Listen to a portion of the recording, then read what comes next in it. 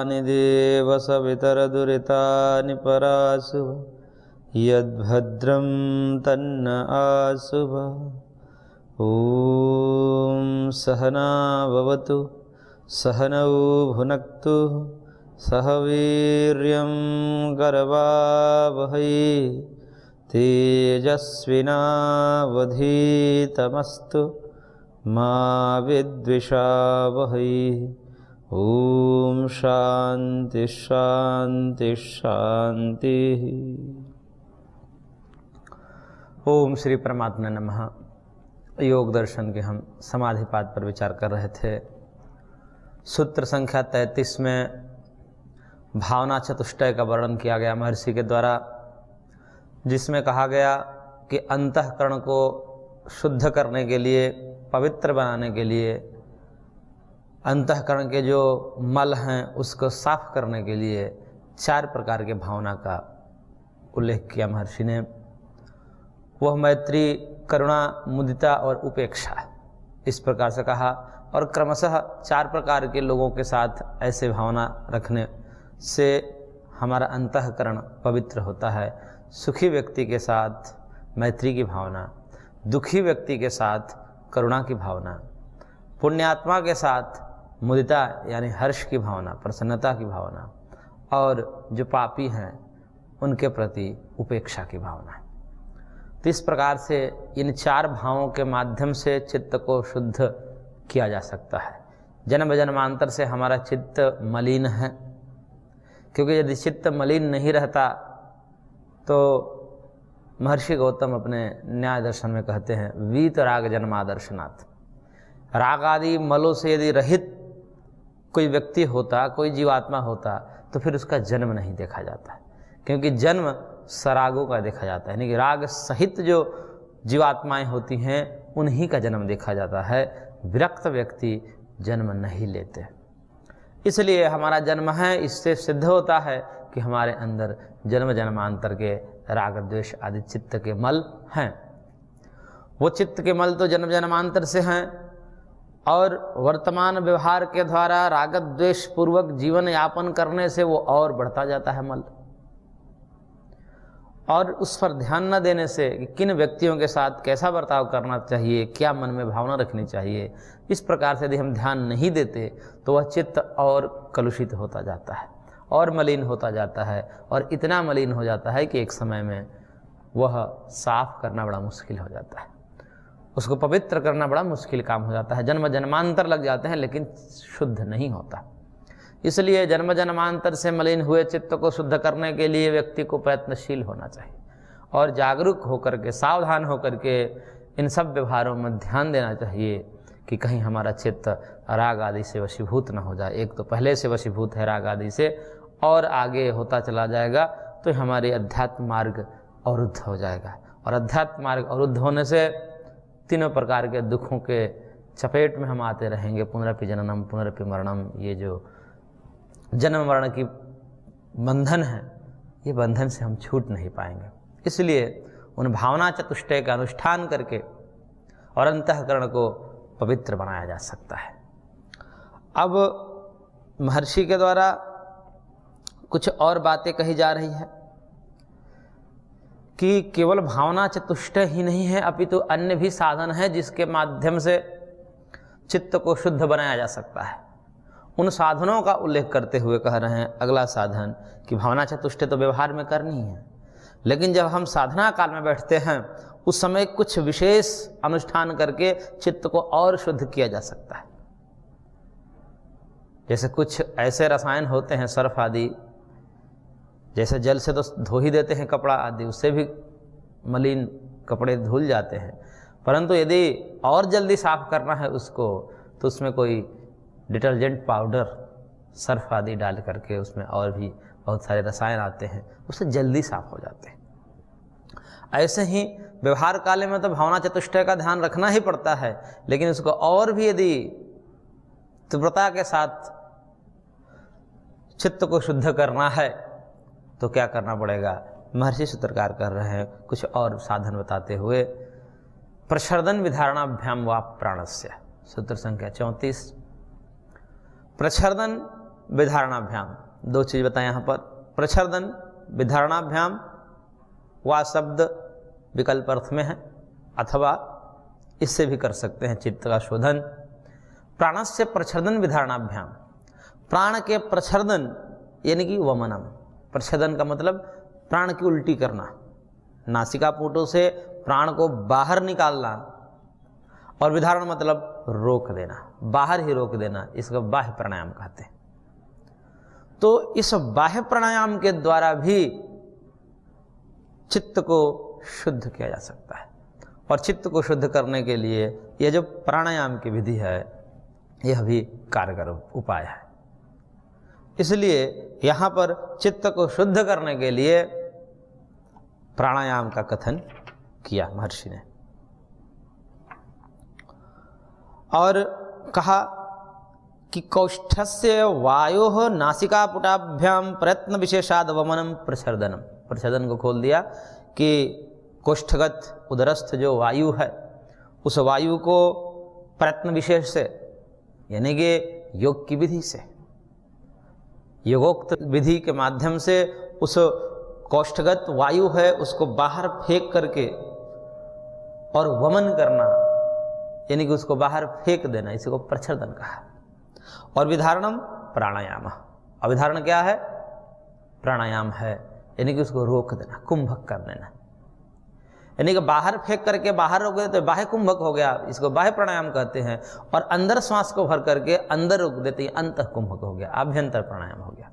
तो बाह्य अभ्यंतर स्तंभ वृत्ति देश काल संख्या भी परिदिष्टो दीर्घ सूक्ष्म, ये आगे प्राणायाम के विषय में कहा जाएगा, वही प्राणायाम का यहाँ पर वर्णन है। और जब इस प्रकार से हम करते हैं तो ताभ्याम वा मनसा स्थितिम संपादयेत, इन प्रच्छर्दन और विधारण के माध्यम से यानी कि प्राणायाम के माध्यम से भी इस चित्त की स्थिति, वो कौन सी स्थिति? धारणा ध्यान समाधि वाली स्थिति, वो धारणा लायक चित्त बन जाता है। क्योंकि चित्त को शुद्ध करने के लिए सबसे पहले ये चित्त को स्थिर करने के लिए, एकाग्र करने के लिए चित्त का शोधन आवश्यक है। जब तक से चित्त शुद्ध नहीं होगा तब तक से जो है वह एकाग्र नहीं होगा। इसलिए 33 नंबर सूत्र में पूर्व में हमने पढ़ा था, उसमें एक वाक्य महर्षि ने लिखा है, अंतिम में लिखा है कि एवं भावयतः शुक्लो धर्म उपजायते। इस प्रकार से चारों भावनाओं का अनुष्ठान करके व्यक्ति के अंदर धर्म के संस्कार बनते हैं। शुक्ल मतलब पुण्य के संस्कार बनते हैं। और ततश्च चित्तम प्रसीदति, उससे जो है चित्त प्रसन्न होता है। प्रसन्न का मतलब स्वच्छ होता है, साफ होता है, पवित्र होता है। और उसके बाद कहा कि प्रसन्नम एकाग्रम स्थिति पदम लभते, और जो प्रसन्न चित्त है यानी कि शुद्ध चित्त है, शुद्ध अंतःकरण है, वह स्थिति पदम लभते, वो धारणा ध्यान समाधि रूपी जो स्थिति है उसमें समर्थ बन जाता है। इसलिए चित्त एकाग्र क्यों नहीं होता, इस पर हम ध्यान नहीं देते, क्योंकि ये सिद्धांत है। जब ये सब हम नहीं पढ़ते कि भाई चित्त चंचल क्यों है, हमारा बार बार चित्त चंचल है, तब विधि पर तो खूब ध्यान देते हैं, कभी ये विधि करते हैं, कभी वो विधि करते हैं, कभी इस गुरु के शरण में जाते हैं, कभी उस गुरु के शरण में जाते हैं, कभी ये शास्त्र पढ़ते हैं, कभी वो शास्त्र पढ़ते हैं, कहीं से कुछ नहीं होता। क्यों नहीं होता? क्योंकि हम जिस कारणों से चित्त एकाग्र होता है उन कारणों को ध्यान में नहीं देते। और यहाँ पर कहते हैं कि चित्त को एकाग्र करना है, स्थिति को प्राप्त करना है, दृढ़ करना है उसको ध्यान में, तो उसको शुद्ध करना पड़ेगा, उसका शोधन करना पड़ेगा। और चित्त शुद्ध कैसे होगा? उसके लिए चित्त के मल को जानना पड़ेगा कि भाई किसको साफ करना है। तो चित्त में विद्यमान जो रागादि मल हैं उन्हीं को साफ करना।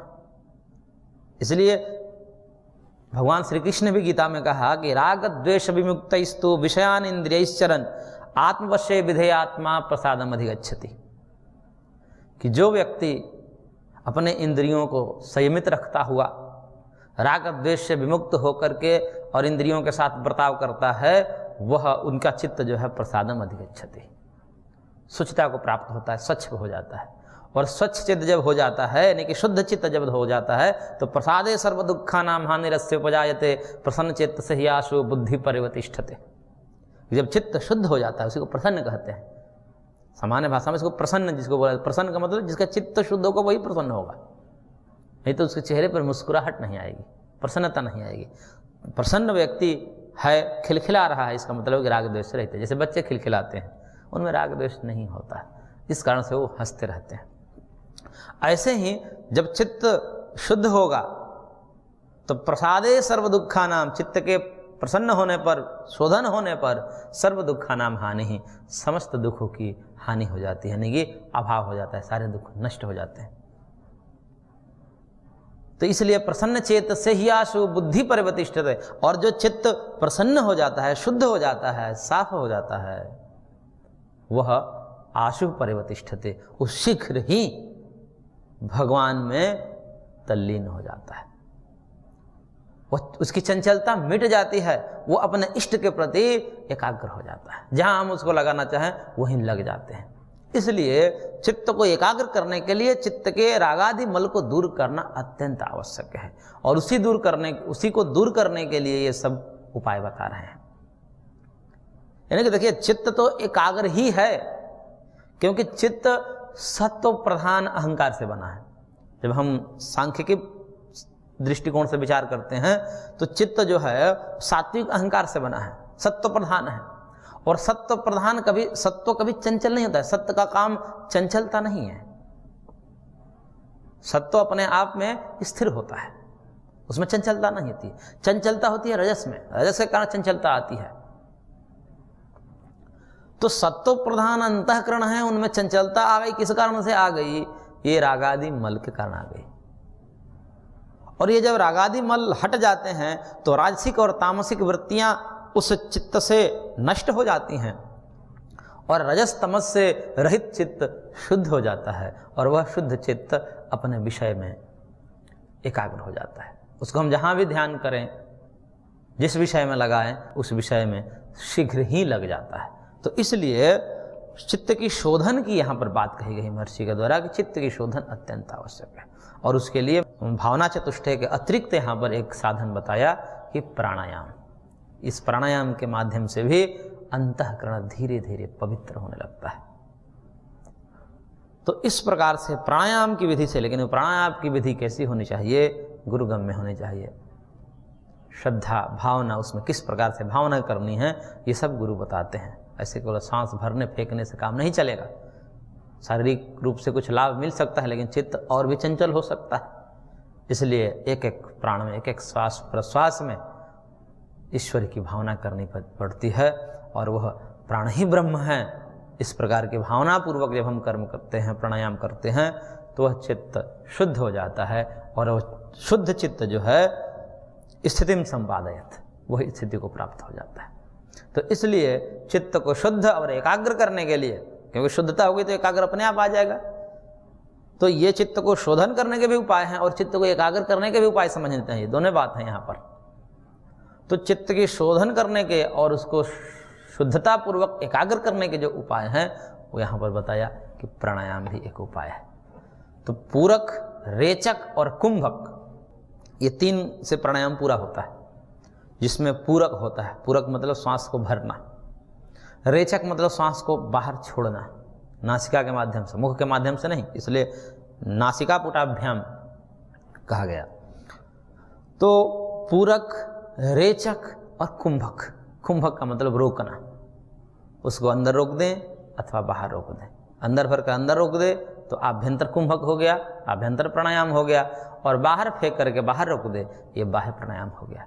तो इस प्रकार पूरक, कुंभक और रेचक, इन तीन के मेल से प्राणायाम बनता है। उसको प्राणायाम कहते हैं, जहाँ पर तीन चीज़ें हो, पूरक हो, रेचक हो, कुंभक हो, तो प्राणायाम है। और उस प्राणायाम से यहाँ पर चित्त को शोधन करते हुए एकाग्र करने की बात महर्षि के द्वारा की गई है। अब इसके अतिरिक्त और भी 7 उपाय यहाँ पर बताए हैं महर्षि। 2 उपाय बता दिए, भावना चतुष्टय के माध्यम से भी हम चित्त को शुद्ध कर सकते हैं, और उसके अतिरिक्त प्राणायाम के द्वारा भी हम चित्त को शुद्ध और एकाग्र कर सकते हैं। उससे अतिरिक्त तीसरा भी कारण बता रहे हैं कि और भी कोई उपाय है जिसके माध्यम से हम चित्त को एकाग्र कर सकते हैं, और वह है विषयवती वा प्रवृत्ति उत्पन्ना मनसः स्थिति निबंधनी। कहेंगे विषयवती प्रवृत्ति, प्रकृष्टावृत्ति प्रवृत्ति, जो प्रकृष्ट वृत्ति है, यानी कि वृत्ति ज्ञान को बोलते हैं, यानी कि साक्षात्कार रूप जो है, विषयों के साक्षात्कार रूप वाली जो एक प्रवृत्ति है, एक अनुभूति है, उस अनुभूति से भी मन की स्थिति बनती है, यानी कि मन एकाग्र होता है। इसलिए विषयवती वाली यह प्रकृष्टावृत्ति साक्षात्कार रूपा एक अनुभूति है, उस अनुभूति के माध्यम से भी मन स्थिर हो जाता है, एकाग्र हो जाता है। अब ये विषय क्या है? 5 विषय हैं, रूप, रस, गंध, शब्द, स्पर्श, ये 5 विषय हैं। और इन्हीं विषयों के कुछ अनुभूति होती है, उसके उपाय बताए हैं किस प्रकार से। भाष्यकार कह रहे हैं, देखिए सूत्र संख्या 35 है, 35 के भाष्य में, नासिकाग्रे धार्यतो अस्य वा दिव्य गंध संवित्सा गंध प्रवृत्ति। कह रहे कि नासिका के अग्र में, यहाँ पर यदि कोई धारण करता है, वहाँ पर ध्यान करना प्रारंभ करता है, धीरे धीरे मन को एकाग्र करना प्रारंभ करता है, तो वहाँ धारण करते करते उसको बिना किसी विषय के दिव्य गंध की प्राप्ति होती है। वहाँ पर दिव्य गंध की अनुभूति उसको होती है। और ये जो अनुभूति है, ये विलक्षण अनुभूति होती है, और बिना किसी पदार्थ का कोई गंध नहीं आ रहा है, लेकिन इंद्रियों में यहाँ पर एकाग्र करने से गंध प्रवृत्ति होती है, वहाँ पर गंध की एक दिव्य अनुभूति आती है जो चित्त को आकृष्ट करता है। यानी कि वो एक ऐसी विलक्षण गंध की अनुभूति है कि बार बार हम वहाँ पर जाने का प्रयत्न करते हैं, और वो प्रयत्न मन को एकाग्र करने में सहयोगी होता है। वो जो अनुभूति होती है वो शीघ्र ही मन को, क्योंकि अन्यत्र जगह भटकाव है और वो एक विलक्षण उसको गंध दिख गया, वहाँ पर सुख मिलने लगा, इसलिए वो बारंबार उसमें जाने का प्रयत्न करता है। तो ये यदि इस प्रकार की अनुभूति कर लिया जाए तो कह रहे हैं महर्षि कि यहाँ पर वो मन अपने आप एकाग्र होने लगता है, थोड़ी सी झलक मिल जाए। यहाँ पर इसके कुछ ही अभ्यास से कह रहे हैं कि यहाँ पर गंध प्रवृत्ति जो है होने लगती है। यदि नासिका के अग्रभाग में धारणा करते रहें तो धारणा के अभ्यास से कुछ ही कालों में वो दिव्य गंध की अनुभूति होने लगती है, और वो अनुभूति ही हमारे मन के भटकाव को दूर करके बार बार वही लगाने का प्रयत्न करेगा मन, क्योंकि उसको वहाँ सुख मिल गया। और वो जो है सुख विषयों से विलक्षण है। जो अभी हमने गंध की अनुभूति की है, उस गंध से विलक्षण अनुभूति रहती है, उत्कृष्ट अनुभूति रहती है। इसलिए मन बाहर की चंचलता से दूर होकर के अपने आप अंदर जाने का प्रयत्न करता है, वहाँ पर ध्यान लगाने का प्रयत्न करता है। तो इसलिए कह रहे हैं कि ये गंध प्रवृत्ति है, सा गंध प्रवृत्ति है। और जिह्वाग्रे रस संवित, और जिह्वा के अग्रभाग में, जिह्वा के अग्रभाग में यदि कोई धारणा करे, ध्यान करे, तो वहाँ पर कह रहे हैं कि दिव्य रस की प्राप्ति होती है, दिव्य रस की अनुभूति होती है उसको। और वह भी विलक्षण अनुभूति जो है उसकी मन की चंचलता को दूर करके बारंबार वहाँ पर अपने आप जाने का प्रयत्न, अपने आप वहाँ पर एकाग्र होने के प्रयत्न शुरू हो जाता है। इसलिए वो रस संवित है।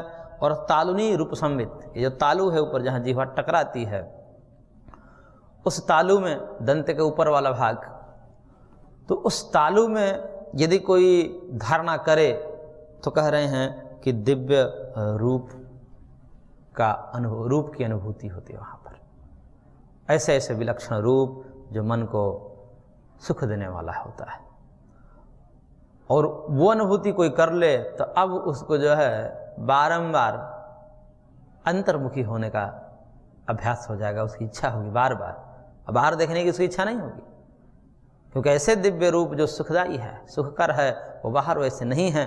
उस प्रकार की यदि अनुभूति करता है तो कह रहे हैं कि इससे भी मन की स्थिति बनती है, मन एकाग्र होता है। और जिह्वा मूले स्पर्श संवित, जिह्वा का जो मूल है, यानी कि जहाँ से जिह्वा शुरू होती है, कंठकूप के आसपास से जिह्वा जो है शुरू होती है, मूल है उसका, जड़ है। उस जिह्वा के मूल में यदि हम मन को संयमित करें, ध्यान करें, वहाँ पर धारणा करें, तो कहते हैं वहाँ पर शब्द संवित, दिव्य शब्द सुनाई देगा। और उस दिव्य शब्द से भी जो उत्पन्न वृत्ति है, वो वृत्ति जो है चित्त को बांधने वाली होती है। और इस प्रकार से कहते हैं कि जब करते हैं तो संशयम विधमंती, संशय धीरे धीरे नष्ट होने लगते हैं। क्योंकि प्रारंभ में बहुत सारे संशय बने रहते हैं, पढ़ते तो हैं परंतु वो ऐसी बातें लगती है जैसे कि ये कोई अदृश्य चीज़ें हैं, कल्पना जैसी लगती है। लेकिन जैसे जैसे इस प्रकार के अनुभव अधिक कर लेते हैं तो कह रहे कि संशय धीरे धीरे नष्ट होने लगते हैं, क्योंकि कुछ अनुभूति हो गई। तो कुछ ही अनुभूति होने से संशय विधमन्ते समाधि प्रज्ञायाम च द्वारी भवन्ति थी, और समाधि प्रज्ञा का एक दरवाज़ा खुल जाता है, भगवत साक्षात्कार का एक दरवाज़ा खुल जाता है। क्योंकि जब तक संशय निवृत्त नहीं होगे, श्रद्धा का हमारे जीवन में आधान नहीं होगा, तब तक वो भगवत तत्व की प्राप्ति नहीं होती, समाधि की प्राप्ति नहीं होती। और श्रद्धा कब आएगा? जब हमने कुछ पा लिया हल्का। ये तो हल्का ही है क्योंकि अभी प्रारंभ है, ये प्रारंभ अभी समाधि में प्रविष्ट नहीं किया है। इस समाधि से पूर्व ही एकाग्रता की कुछ झलक मात्र है, और उसी से जो है हमारे संशय नष्ट होने लगते हैं, और वहाँ पर श्रद्धा का अतिरेक होता है, और श्रद्धा जब आती है तो अपने आप समाधि के रास्ते खुल जाते हैं। इसलिए कहा कि यहाँ ये क्या है? समाधि के द्वारी है, समाधि के यहाँ से दरवाजे खुलते हैं। और एतेन चंद्रादित्य ग्रहण मणि प्रदीप रश्म्यादिषु प्रवृत्तिरुत्पन्ना विषयवती एवं वेदितव्या। करोगे इसी प्रकार से, ये तो जिह्वा के मूल और तालु आदि स्थानों में बताया, इसी प्रकार से यदि कोई चंद्र में संयम करे, आदित्य सूर्य में संयम करे, मणि में संयम करे, यानी कि जितने भी प्रकाश वाली वस्तुएं हैं जिनमें रश्मियां हैं, तेजस हैं, उन तेज युक्त पदार्थों में संयम, ये कुछ ही चीज़ें बताई गई हैं जो शास्त्र में कथन किए जाते हैं, उसी में संयम किया जाता है। ऐसा नहीं कि कहीं का कुछ संयम कर ले।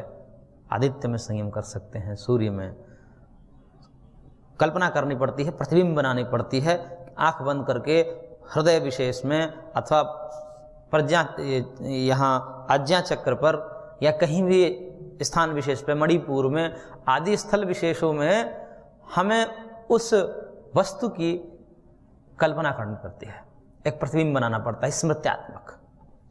और धीरे धीरे जो प्रतिबिंब बनाते हैं तो उससे कुछ अनुभूतियाँ होती है, उससे कुछ सुखमय स्थिति बनती है। और करें कि इस प्रकार के भी यदि कोई अभ्यास कर रहा है तो इसको भी विषयवती प्रवृत्ति के अंतर्गत ही रखना चाहिए। ऐसा नहीं है केवल नासिका अग्र में, जिह्वा अग्र में, जिह्वा मूल में, तालु में इत्यादि स्थलों में करने से जो अनुभूति होती है उसी को विषयवती कहेंगे, ऐसा नहीं है। ये ग्रह, मणि, आदित्य, चंद्र, रश्मि वाले तेजस पदार्थ, इन किसी में भी हम यदि संयम करते हैं और उससे एक सुखद स्थिति बनती है तो उसको भी इसी सूत्र के अंतर्गत विषयवती प्रवृत्ति कही जानी चाहिए। यानी विषयों वाली है, उसमें कुछ रूप रस आदि कुछ अनुभूतियाँ होती हैं, इसलिए उसको भी विषयवती प्रवृत्ति के अंतर्गत ही जानने चाहिए। अब यहाँ पर वही बात, एक विशेष बात कह रहे हैं भाष्यकार कि यद्यपि ही तत्त शास्त्र अनुमान आचार्योपदेशैः अवगतम अर्थतत्वं सद्भूतम एव भवति। करेंगे यद्यपि शास्त्र के द्वारा, आचार्यों के द्वारा जो उपदेश हैं वो यथार्थ ही होता है। शास्त्र जो उपदेश करता है भले ही हमें समझ में आए अथवा ना आए, वो सद्वस्तु का ही प्रकाशन करता है, असद वस्तु का यानी कि यथार्थ वस्तु का प्रकाशन नहीं करता। कोई भी शास्त्र, कोई भी आचार्य, गुरुजन, ऋषि, महर्षि असद्भूत अर्थ का प्रतिपादन नहीं करते, यानी कि वस्तु है ही नहीं, जैसा कह रहे हैं वैसा कुछ नहीं है, बस बोले जा रहे हैं, ऐसा नहीं करते। लेकिन फिर भी सद्भूतम एव भवति, यानी कि यथार्थ ही होता है, लेकिन फिर भी उसमें हमें संशय होता है क्योंकि हमारे लिए वो सब अदृश्य है। अदृश्य होने के कारण महर्षियों के लिए तो अनुभूत है, उन्होंने उनका प्रत्यक्ष किया है, दर्शन किया है, साक्षात्कार किया है, परंतु हमारे लिए वो वस्तु सारी की सारे अदृश्य रहती है, इसलिए थोड़ा सा संशय हो जाता है। तब उसके लिए करें कि एतेषाम यथाभूतार्थ प्रतिपादन सामर्थ्यात्।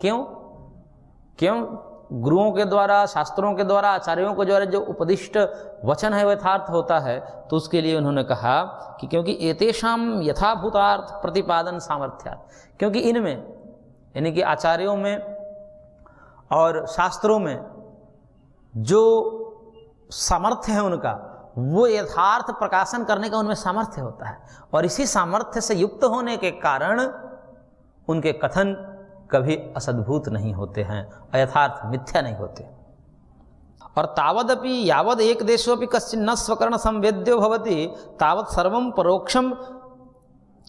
परोक्षम इव अपौर्गादिषु सूक्ष्मेषु अर्थेषु न दृढ़ाम बुद्धिम उत्पादयन्ति। क्योंकि जब तक हम कुछ एक अंश को हम अपने इंद्रियों के माध्यम से अनुभूत नहीं कर लेते, तब तक वो जो है हमारी दृढ़ बुद्धि, उसमें श्रद्धा नहीं होती। और जब हल्का सा कुछ हमारे अनुभूति हमारे अंदर हो जाती है, ये थोड़ी सी हल्की अनुभूति बता रहे हैं कि यहाँ पर संयम करने से कुछ हल्की अनुभूति होगी, यही अनुभूति हमें जो है वो अपवर्ग आदि जैसे सूक्ष्म विषय हैं जो ना प्रत्यक्ष से जाने जा सकते, ना किसी अनुमान से जाने जा सकते हैं, उनमें भी हमारी श्रद्धा को दृढ़ कर देती है। क्योंकि हम जब जान जाते हैं कि भाई ये जो कह रहे हैं ये ऐसा होता है, हमने कुछ अनुभव किया है, इसका मतलब और भी ये जो बातें कह रहे हैं जो हमें समझ में नहीं आ रहा है, बुद्धि के पकड़ से बाहर है, लेकिन ये भी चीज़ें सत्य हो सकती है। इस प्रकार से दृढ़ बुद्धि उत्पन्न होती है। इसलिए तस्मात् शास्त्रम अनुमान आचार्य उपदेशोपद वलनार्थम एवं अवश्यम कश्चिद अर्थ विशेष प्रत्यक्षी कर्तव्य। इसलिए उस शास्त्र और आचार्यों के द्वारा जो उपदेश किए गए वचन है उसको और दृढ़ करने के लिए, ये सही है कि नहीं है, उसको पक्का करने के लिए अवश्य ही कुछ एक अंशों को साधक को प्रत्यक्ष कर लेने चाहिए, इस जीवन में उसको अनुभव कर लेने चाहिए। जैसे बता रहे हैं उसका अनुष्ठान करके और विधि पूर्वक जैसे बता रहे हैं उससे यदि चला जाए तो कुछ न कुछ अवश्य अनुभूति होती है, और वह अनुभूति ही हमें भगवत प्राप्ति के मार्ग में बढ़ने में मदद करती है, श्रद्धा उत्पन्न करती है, दृढ़ बुद्धि हो जाती है और पक्का हो जाता है कि नहीं ये जो कहे हैं अवश्य होगा, ये असत्य नहीं है, क्योंकि हमने कुछ अनुभव किया है, थोड़ा सा अनुभव किया है, तो इसको और आगे हम बढ़ाएंगे तो और अनुभूति हमारी दृढ़ होगी, और जो जैसा कहें वो अक्षरशः सत्य है, इस प्रकार की दृढ़ श्रद्धा उत्पन्न हो जाती है।